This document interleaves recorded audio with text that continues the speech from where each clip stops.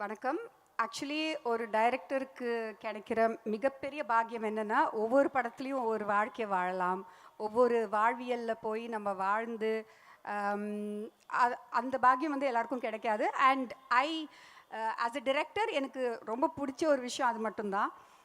Beat இறுதி சுற்றுல ஒரு குத்துச்சண்டை வீரர் உட வாழ்க்கையா இருக்கட்டும், இல்ல சூரரைப்போட்டுல ஏவியேஷன், இங்கே வந்து 60களில் போயிட்டு எட்டி பார்த்து அங்கே வாழ்ந்து ஒரு 5 வருஷமா வந்ததில் வந்து எனக்கு நான் என்ன பண்ண பராசக்திக்கு, நான் பிரெயின் ஆஃப் பராசக்தி கிடையாது.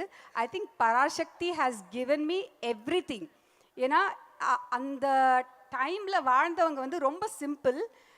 ஃப்ரீடம் கிடைச்ச ஒரு 15 இயர்ஸ் கழிச்சு ஐ டோன்ட் திங்க் காசு, பணம், ஆசை அதெல்லாம் ரொம்ப கம்மி.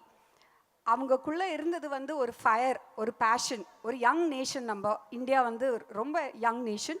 And all these people ஃபாட் for every right. அது எனக்கு ரொம்ப பிடிச்சிருந்தது. ஸோ அதை பற்றி பேசணும்னு நினச்சேன். இந்த படத்தில் அதை பற்றி தான் நாங்கள் பேசியிருக்கோம். அண்ட் எனக்கு ஒரு குடும்பத்தில் இருக்கிற உறவுகள் எனக்கு ரொம்ப பிடிக்கும். அது it's dying. I feel it's becoming more and more nuclear.